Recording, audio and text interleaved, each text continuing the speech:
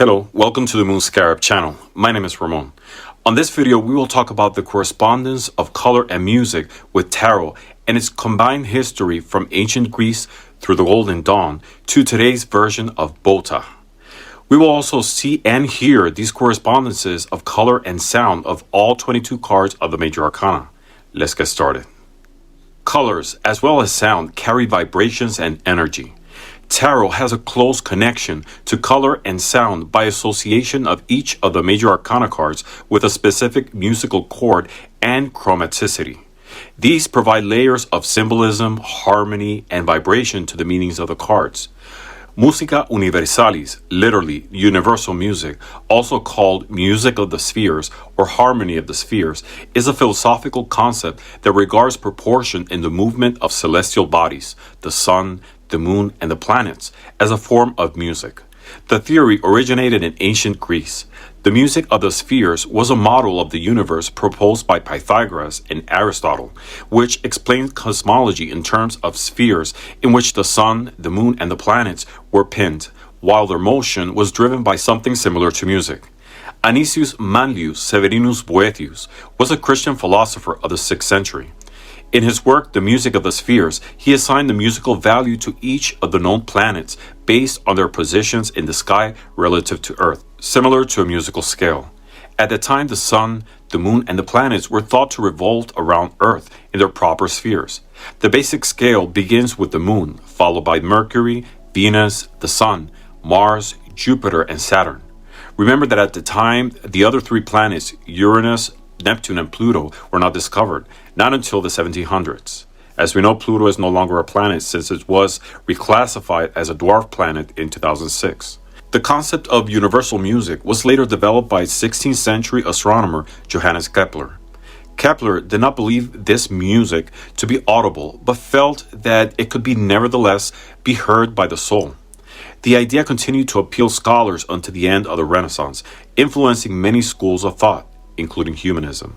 Later on, in the 19th century, the Hermetic Order of the Golden Dawn created a system associating a musical note and color to each card of the Major Arcana, these associations corresponding to the musical note of each planet. In the case of cards associated with a zodiac, the association was directly related to the planet that rules the sign. In fact, the magical use of color is a cornerstone of the Golden Dawn philosophy. The Golden Dawn is largely responsible for regularizing the colors we associate the Kabbalistic tree of life today. One of the key symbols of the Golden Dawn is the rose cross, which contains a color wheel in the center, with each color representing one of the 22 paths of the tree of life. Let's look at the rose. If you count, you'll see that it has 22 differently colored petals. I'm going to skip over a lot of complicated Kabbalistic concepts here because this is a topic itself for another video, but here's what you need to know right now. Each of the 22 petals of the rose is assigned one of the letters of the Hebrew alphabet. Each of the 22 Major Arcana in tarot is also connected to a letter in the Hebrew alphabet. Each petal of the rose is connected to one card of the Major Arcana. Mystics divide the Hebrew alphabet into 3 broad categories: 3 mother letters, 7 double letters, and 12 single letters. This is the reason that the rose has one central circle with 3 petals, a middle circle with 7 petals, and an outer circle with 12 petals. The 3 primary colors are the only 3 colors that the human eye is capable of registering. All of the other colors that we perceive are form of the mixture of these 3 colors. Paul Foster Case was an American occultist, Freemason, and writer of books on the occult and founder of B.O.T.A, Builders of the Adytum. The Builders of the Adytum is a school of the Western mystery tradition based in Los Angeles and has its roots in both the Hermetic Order of the Golden Dawn and the Masonic Blue Lodge system. Case, who had a doctorate in music, updated the Golden Dawn method. To it, he assigned new musical notes to new planets from our solar system discovered since. Paul Foster Case, in his book The Tarot, A Key to the Wisdom of Ages, assigns each tarot card of the Major Arcana to one of the 22 letters of the Hebrew alphabet and to a particular musical pitch and a specific color. The Sefer Yetzirah is the oldest and most mysterious of all Kabbalistic texts. The Sefer Yetzirah doesn't assign colors or musical pitches to the Hebrew letters. It is rather concerned with examining the mystical aspects of the 22 letters of the Hebrew alphabet. The scheme that Case uses to relate the Hebrew alphabet to the major arcana of the tarot is identical with that used by the Hermetic Order of the Golden Dawn. Case was a member of the society from 1918 to 1922. The teaching of the Golden Dawn included the Kabbalistic Tree of Life, to which the Golden Dawn created 4 color schemes. Each color scale represents one of the 4 Kabbalistic worlds. Paul Foster Case, as mentioned, had a doctorate in music and was a trained professional musician, and musical pitch was important to Case. He drew a lot of his views on color and sound concepts from Edward Maryon for his pitch-color associations. Maryon's book, Marcotone, The Science of Tone and Color, expands this theory and correlation between musical pitches and color and makes clear that the vibratory natures of both light and sound have a spiritual source. In simple terms, Case's contribution to the correlation of color and sound in tarot was that he blended together the existing divisions of the Hebrew letters, the mother, double, and singles, the colors, primary, secondary, and tertiary, and musical scales, the 12 half steps, into one cohesive reference of the 22 major arcana to sound and color. And that's how we got here to the most used association of color and sound on tarot. But before we see these, you might be asking, what are the practical spiritual applications of knowing this? Well, in the case of music, you can use tarot cards to compose melody lines. A spread of cards can give you inspiration for the composition of a melody or a song.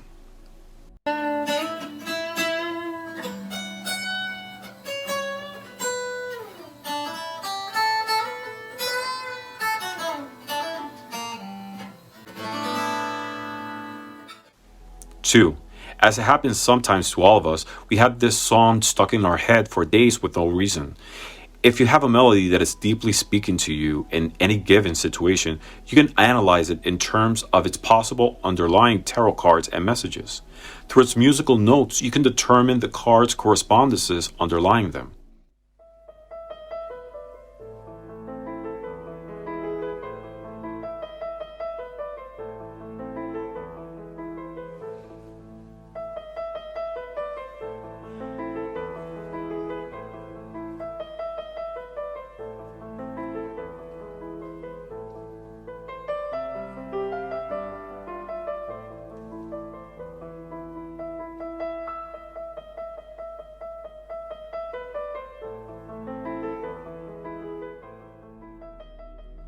If you don't have musical training, I'm going to link an app that reads musical notes on any melody. It's just a matter of matching it to the cards. It might be an extra step, but remember, the universe works in mysterious ways. In the case of color, you can project the spiritual nature of any of the cards into your personal spiritual practice. If you have the sensitivity to discern that certain colors pop up to you, triggering spiritual perceptions, you can find its underlying messages through the tarot cards. You can also, one day, if you want to internalize the spiritual energy of one of the 22 major arcana, you can dress up in those colors. You can incorporate it into candle magic. There's a lot of ways to use colors in your personal practice. So let's take a look at the color and music correspondences to each one of the 22 major arcana, as well as its corresponding Hebrew letters as currently used. So let's get started.